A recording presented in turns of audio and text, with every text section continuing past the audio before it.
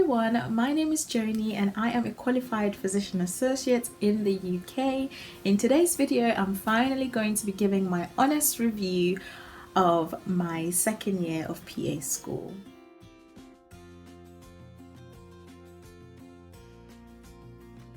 So as you guys may know, we finished PA school back in August. This year was a roller coaster ride, like an absolute roller coaster, and I'm gonna get into it. I've got my notes here on my phone just because I've made some different points about all the things that happened this year, so I need to talk about them. I'm going to be talking about special topics weeks, which was the very first thing that we did in September, all the way to COVID-19. I'm going to talk a bit about placements and then exams and then nationals and results and all of that. I'm going to leave the playlist to all my PA school vlogs down below. Things about placements and exams and all of that stuff. Some things I've explained in more detail in other videos. So for example, all my placements, I made videos about them and I explained in detail the things I've learned from it and gave some tips. So I will leave the playlist to all my PA school vlogs down below, and you can go and watch and get some more insight into some of the things I'm going to touch on in this video. We came back in September 2019. We started with special topics week, and if it wasn't 1 week, it was actually 3 weeks or something like that. And this was a time when we had so much fun. It was so fun because we learned all the skills that we needed for hospital placement. So we learned how to cannulate, we learned how to take blood, we learned how to catheterize, how to do NG tubes, you know, all of those things. And so it was back to back. Like every day we had something that we're learning about, and we learned about ECGs, how to interpret ECGs. It was actually so much fun now thinking about it. And it was really nice to see my friends again after, you know, 5 weeks of the summer holidays. So it was really good to see everyone before we went off to placement. And then we finally got like our placement timetable, so where exactly we'd be going and all of that stuff, which was really good. So if you want to see in detail like all the things that we did during special topics week, I made a video, so it is you'll find it about a year ago in the playlist down below, so you can check that out. Then after special topics week, we then went to placements. So we started placement in the 3rd week of September or 4th week of September. I think it was the 23rd of September. That's when we started placement. So I started with care of the elderly. I documented all of this, guys. It's in the playlist. If you haven't seen any of these videos, I would really recommend that you go and binge watch the videos because I explain things in more detail. I did a video on how I was prepping for placements and the things that I bought and everything like that. So go watch the videos. So I started with geriatric medicine, then I moved on to obstetrics and gynecology, then mental health, then peds. In November I went on to peds. I remember my peds placement was exhausting. I did my obstetrics and gynecology, geries and mental health in the same hospital. It wasn't too far. I remember driving for the first 3 weeks to the hospital, but after the first 3 weeks I gave up on driving because it was very expensive and it was taking me almost the same time as the bus because of so much traffic. So I decided to just take the bus. I could read on the bus, I could rest on the bus, especially after placement. I was feeling really tired. Adjustment, you know, from going to placement only once a week in first year to going to placement every day, that was a big, not every day, Monday to Friday, it was a very big like leap, and I found myself being really tired after placement, especially those first 3 weeks of geriatric medicine. I was literally so exhausted, and whenever I got home I just wanted to sleep, but that couldn't happen because we still had like coursework to do. I remember we had a case history that was due in September, so I had to make sure that I had a case to write for that case history that was due in September, and the uni had changed the formats for the case history. They changed the marking scheme, so I was very stressed, a little bit stressed, because I had to find a case that would then help me to write fit the marking schemes to the best of my ability. The case I chose was a bit of a complicated case actually. The cases I chose in first year were a lot simpler than this one I chose, but I don't know, I thought it was interesting, but interesting is not always simple. Interesting can mean complicated sometimes, so I think the simpler the case the better for you, because you won't be stressed as I was. Anyway, going back to it. So yeah, I struggled to get that balance, and there's a video I did when I was trying to find an after placement study routine.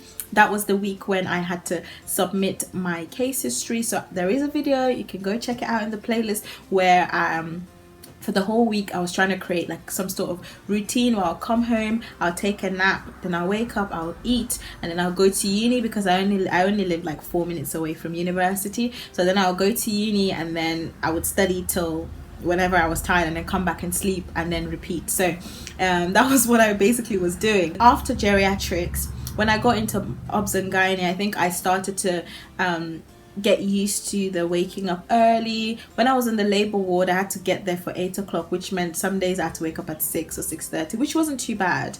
So obs and gynae was really, really good. I enjoyed obs and gynae. Again, there's a video where I explained everything that I learned in obs and gynae, so watch it. Mental health as well was really good. I learned a lot. I really enjoyed my mental health placement.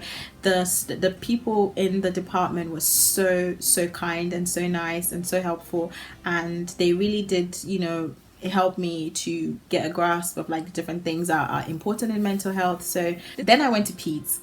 This was in November, I remember, and peds was a very enjoyable placement. But the thing about peds was that it was so far away, so like it was about an hour and a half away. But me and my placement partner, she was amazing. Like I've always said, if you watched my peds placement review video, I had to wake up at 5 every day to get to the placement for 8 o'clock. The thing about it is, like, it started at 8 o'clock. The shift starts at 8 o'clock, so it's not like some days was 8 and some days were 9. It was always 8 o'clock. So for 3 whole weeks I had to wake up at 5 o'clock Monday to Friday. It was very exhausting. I remember by the end of that placement I was like, thank you Jesus, I don't want to be waking up at 5 o'clock anymore. But yeah, it was really good. The placement itself was really enjoyable. It's just the commute that really killed me. Well, it didn't kill me, I survived by God's grace. But yeah, that was really stressful that time. After that, then I went to my acute medicine rotation. So I started that. I had 1 week of that in December. When we started acute medicine, it was very busy. Like, that December period was so busy. We were filling up the spaces for some of the junior doctors because they were so short staffed. So they just threw us right into the deep end. We were typing up notes and ward rounds, you know, following the consultants around and scribing and doing taking loads of bloods and cannulas and blah blah blah. So they literally threw us into the deep end. And I remember after the first day I was so tired. I was in the bus, I was like so tired. Then we had 2 weeks off for Christmas, which was great. During those 2 weeks I buckled down and I said, you know what, I need to finish the matrix. I need to finish making my DSM notes for all the matrix conditions. And so during those 2 weeks I literally every single day I made a study plan, and I would work so much from home. Thank God, like, my family is very understanding, and when I'm studying they don't disturb me at home, which is such a blessing. So and by the end of the 2 weeks at home, I managed to do all my notes for my dear Sims, which was amazing. I did a video on that as well. It would be included in the playlist if you want to see like how I tackled that, which was amazing because I wanted to get to a point where I had notes to just go over, because I learn by going over things over and over and over and over again. That's how things stick in my brain. So if I'm making notes instead of going over the notes, that wouldn't help me much. So I wanted to have time before exams to actually be going over my notes. So I really made sure that I buckled down during those Christmas holidays and finished them. So by the time we came back in January, you know, things were fine. This is all pre-COVID. Obviously we're hearing stuff about COVID and blah blah blah, and you know, at that time was just like a distant virus, you know, saying, oh my gosh, they, you know, COVID, like this sounds horrible, you know, from China, blah blah blah, and all those things. So January, February was there, and then March came. By the time it was getting towards the end of acute medicine, to be fair, I was getting tired of it all. It was the longest placement. It was 12 weeks. I was done. I was over and done with. Like, I wanted to move on. Like, I literally, as much as I loved working in acute medicine, I loved ambulatory care the most, because in ambulatory care I could actually clerk the patients myself and examine the patients myself and then feed back to the consultant and then carry on and do things. But in like on the wards, for example, the structure is a bit different, like with ward rounds and jobs and all of that, and that has never really appealed to me. Like, I've worked in a hospital before as a HCA, and so I know how things work in hospital. So before I started PA school, I already knew that I would prefer the GP setting. I've always wanted to work in GP, and I prefer how things work there. So when I was in acute medicine, I spent a lot of my time in ambulatory care. There were sometimes when I was there for like 3 weeks in a row, then I'll go back to the ward and I'll be like, ugh, I'm back on the ward. So I mean, it's just me, I just don't like the dynamic and the way things work on the ward. So by the time we got to our 11th week of AMU, I was done. Like, I was literally done. So when COVID hit, and then the government said that they were going to cancel all placements and close university, that was we had just finished our 11th week of placement, and so they cancelled placement, and so we didn't have to go back for the 12th week of placement. I was so happy. No, it's not. I wasn't happy because of COVID situation. Obviously, it was terrible, but I was happy because I didn't have to go back for another week of AMU. It's not that bad, guys. Like, AMU was actually amazing. I just got really like tired by the end of it, and I was like, 12 weeks is just way too long. But you know, it's one of the generalist specialities, so my uni really makes us spend a lot of time in the generalist specialities, because PAs are meant to be generalists, so they do a good job with making us spend a lot of time in those specialities. When we got to COVID time, they cancelled placement and they cancelled uni, so I moved back home with my parents, and we were home for 2 months. So we were home throughout the month of April and May. So in April we had our first exam, so I think I stayed home, I did my first exam, then I went home. This exam was supposed to be on paper, so it was supposed to be an SBA, but we were supposed to have it physically in person in uni, but then they changed, because of COVID, they changed all our exams to be done online and at home. So, and then they reduced the number of questions as well, so all our exams were 100 questions, and they were SBAs, and we could do that online. And so they, instead of it being 2 hours, they added 30 minutes extra time. I think it worked in our favor, really. So I had our ICM exam, ICM, which is investigations and clinical medicine. Remember that my university we don't do dissertations, we don't do that at my university. So they replaced that with a module called investigations and clinical medicine, and that module, you have one exam that you have to sit, and you pass, and you once you pass that exam, you've passed that component. So we had that exam in April. That was the very first exam that we had, and so after that I went home. My uni was really good because we had like weekly updates on the things that were happening. We had weekly updates with the course director and the placement director and all the other people in the faculty, and they answered our questions if we had questions about anything, really. The uni was liaising with the faculty of physician associates to try and bring down the number of placement hours to help us to still finish the course and write the national exams. That's why we had to make sure that we documented our hours every single day. Like, someone had to sign these hours on placement, and then we calculate the number of hours every single week, and then we calculate all the number of hours for each placement. For the 3-week placements, we had to do 100 hours at least.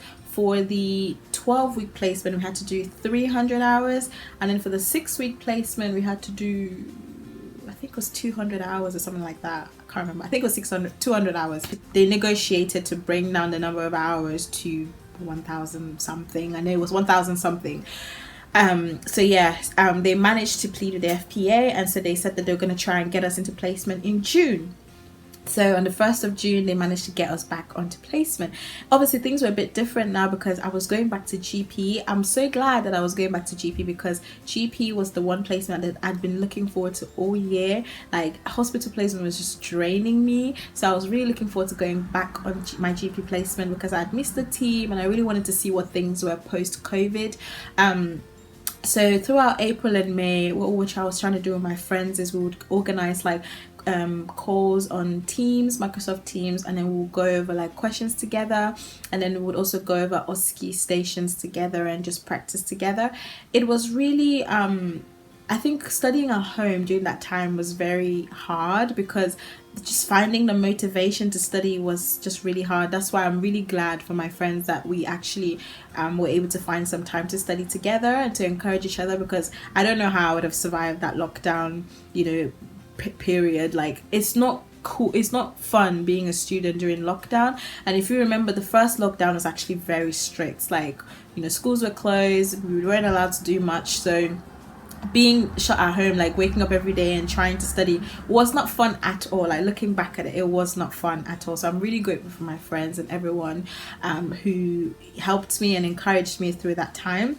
After AMU, the plan had been for me to go on GP, and then I had to start GP for 9 weeks, and then we were supposed to have like a 1 week Easter break. Obviously that didn't happen because of COVID. We had 2 months instead, which was great, to be honest. Like, I really needed that break from placement, but obviously that meant that some of our specialities, you know, the placement, not everybody got to go to every single speciality, but I was very fortunate. Like, God worked everything out in such a wonderful way for me that all I had left, because I'd already done my smaller placements, all I had left was general practice, which was meant to be for 9 weeks. Then I had ED, emergency medicine, which was meant to be for 6 weeks. Then I was supposed to have general surgery, which is meant to be for 3 weeks. And then I was meant to have my elective as well, which was meant to be for 3 weeks. But with the way things worked out, because we only had 12 weeks left of placement, I ended up going only for general practice for 6 weeks and emergency medicine for 6 weeks.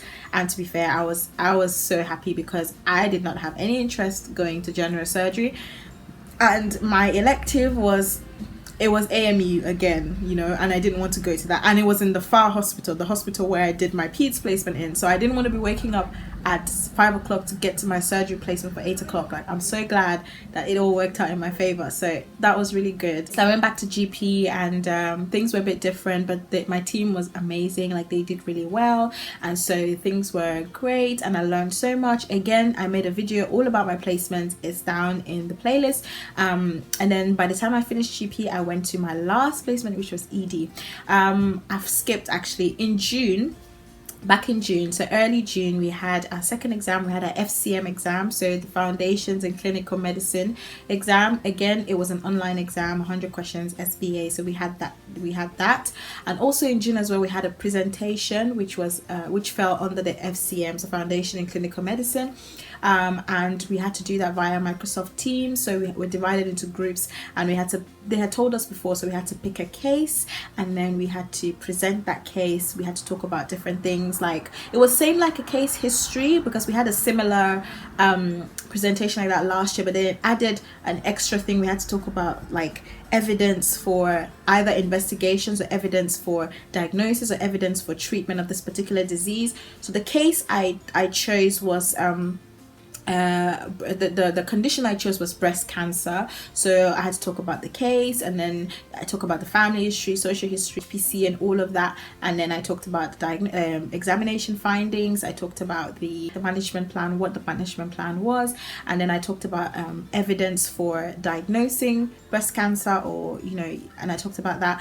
Then talked about future research, so things that you can do, they're looking to do in the future. So it was a stressful presentation to put together. Like, we had to do it in 10 minutes, so I had to keep practicing to make sure that I did it all in 10 minutes, in less than 10 minutes. So I practiced with my friends, over and over again. Like, we did it on Microsoft Teams. Every day we would come on Microsoft Teams, and we would help each other practice, and we would time each other and ask each other questions. So yeah, you had the 10 minutes for the presentation and 5 minutes for Q&A. So I did that, and that went well, we thank God. So then in July, we had our last exam, which was an end of placement exam. It was just basically all our placements, like emergency medicine, general surgery, GP, A&E, geriatric, like all the single placements. I'll ask you questions and with scenarios in, you know, all these different specialities. So that went well as well, by God's grace. So we wrote that, and that was finished. And so that meant that in August we only had to finish our placements, and that was it. So our results came out in August, and I'm really happy to say that I actually finished this course with a distinction.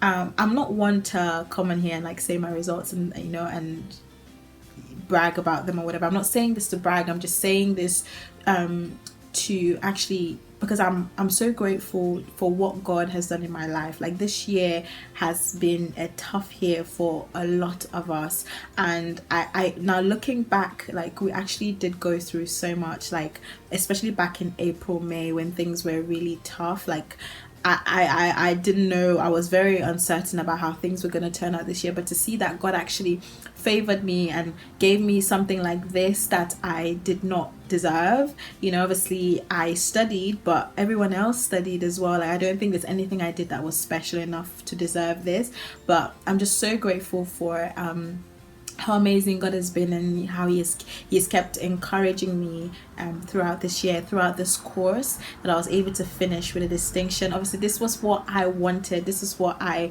was praying for, and to see that God actually answered my prayer is just a testimony, and I have to tell the world about what God has done for me. So yeah, I finished the course by God's special grace with a distinction, and I was so happy. So my master's in PAS was done.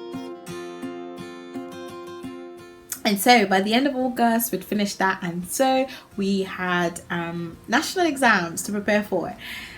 Now, the thing about nationals is that it was just like, you just one of those things that you never know, because it's an external exam, and so you really wonder, like, would things be the same? Would it be the same as what your uni has? The kind of questions that they will give you in the written paper, would it be the same as what your uni has been giving you, or will it be completely harder or easier? Or, you know, like, it just makes you wonder how things would be different. That's the only thing about nationals. But thank God, like, what I did, the way I prepared for nationals was I just used past medicine. I would really recommend past medicine. I know that past medicine, the questions there are harder, and they make you really, like, think, but that's a good thing, because a lot of the questions in nationals, they make you think. Like, they're not like straightforward questions, like two-step questions that you have to actually piece things together, and past medicine really trains your brain and trains your mind for you to think like that. So I would really recommend it. I didn't like past medicine in first year. I hated past medicine in first year. Like, I only started using it in second year in September. That's when I started using past medicine. I paid for the 1 year finals year version, so that means there's a lot of questions on there. I didn't even finish the question. I had thousands of questions left, but it's quite cheap, if I do say so myself. It's only £20 for the whole year. So I know there's other things like the matrix education and past test and quite a few others. I can't vouch for those because I haven't used them, but I know some people who have used them and who find them useful. For me personally, I used past medicine and my notes. That's all I did. I would go over my notes. I tried to make a timetable, and I made a timetable. I tried to stick to it. It wasn't always, like going well and stuff, but going over my notes was so boring. Like, I would have thought actually going over your notes was so boring. So I actually found that past medicine helping me to recall these questions and learn from them was really good. And past medicine has notes, like there's a textbook section where you can actually read their notes, and when you finish a question, they actually explain like the reason why that's the right answer. So I really like that. Past medicine really should sponsor me for this video. But yes, I really recommend past medicine. If you haven't tried it already, just try it and see if it works for you. So that's basically how I prepared for the nationals written. So the national written was on the 10th of September, as you might have seen from the video that I posted last week. It was on the 10th of September, and yeah, it was here in London. So I went to write in London with my friends as well. We all when you register for nationals, like, you have to register for it, not the university, but then the university sends your name to FPA to tell them that you are eligible to write it, because if you don't pass your uni exams, you can't sit the nationals. So that's how it works. So you have to pass the uni exams, if not you won't be eligible to sit the nationals. So when you register, they ask you which part of the country you want to register in, and then they send you an email to give you a center where you can go to. So you can actually write in like all over the country, but me and a lot of my friends, we wrote in London. So yeah, we had it was an interesting experience. It was split into two. The sessions were split into two, and we had a morning session and an afternoon session. The morning session was how many questions was it? 100, I think, and then the afternoon session was 100. I can't remember, I think it was 100 questions and in 2 hours, and the second session was 100 questions as well in 2 hours, I think. But just know that it's split into two sections, and you had other students from other unis as well who would come in. So it's not just like students from your uni. Most likely the students in the universities around London, like a lot of them were there. We all wrote in that Royal College of Physicians like building somewhere in London. So yeah, I found that the questions in the nationals, like they were what I expected, to be honest with you. Like a lot of them were very frustrating because, like I said, they're not straightforward questions.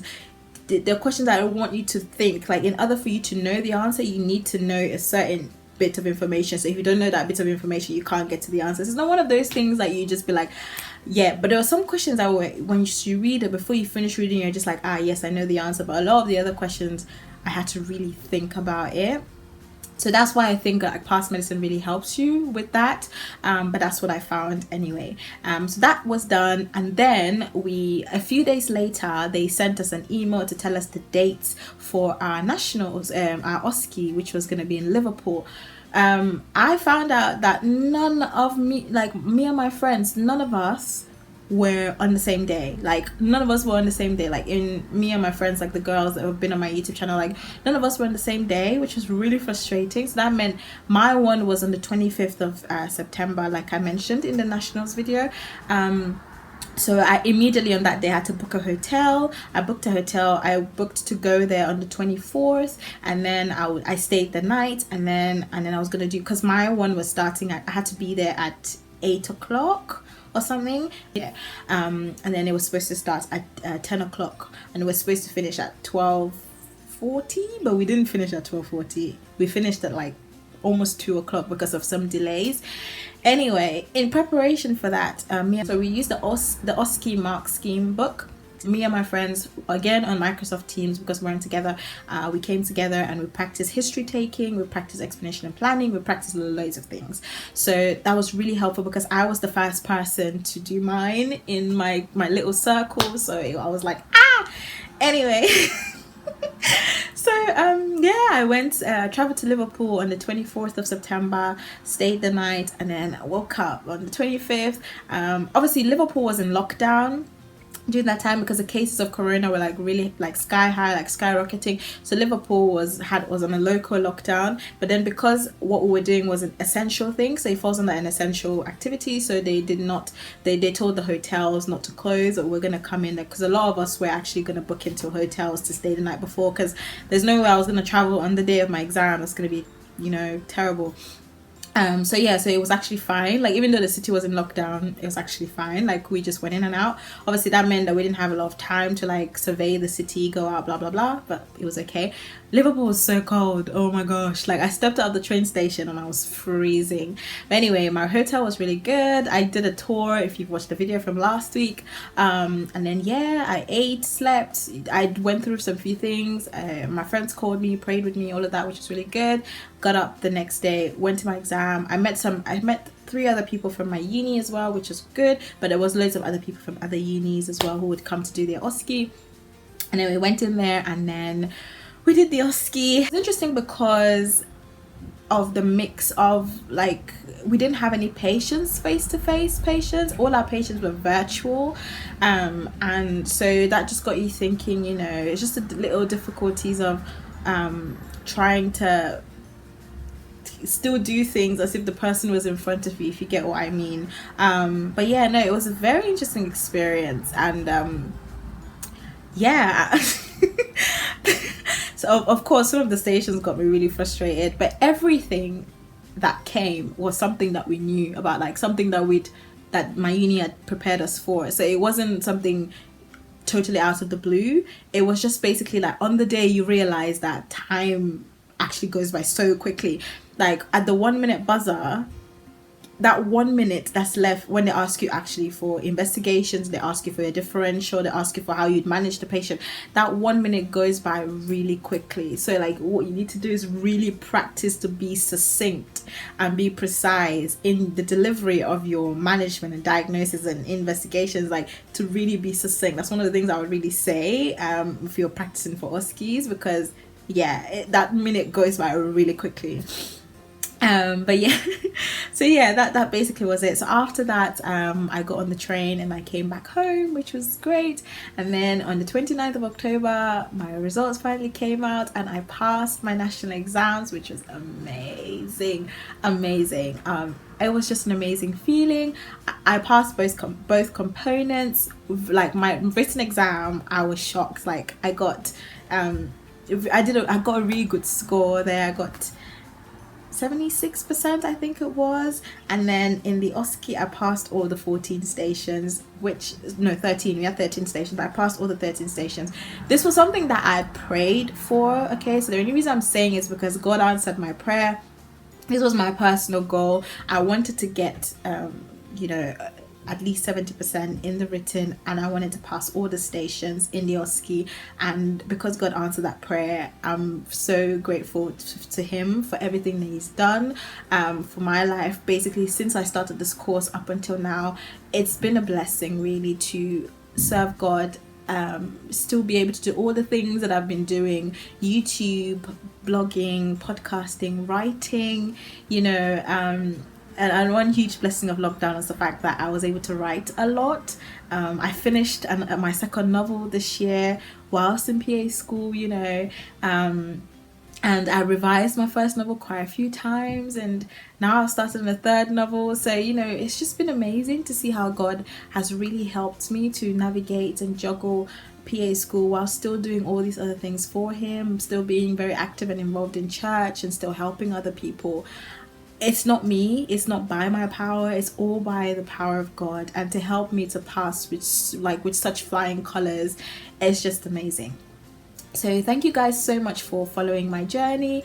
I'm going to be talking all about jobs later on, because I have an important update. If you don't follow me on Instagram, then I think you'll be missing out on some things. But if you do follow me on Instagram, then you would know what I'm talking about in terms of jobs. But I will mention to you later on what I'm doing now after qualifying as a PA. Thank you guys so much for watching. I hope that this video really helped you and gave you some insight. If you have any questions at all, please leave a comment down below. If you want to know more, like in depth, about everything I've touched on in this video, I would recommend to watch the videos in the PA playlist. But yeah, until my next video, thank you so much for watching. Have a lovely day and God bless you. Bye.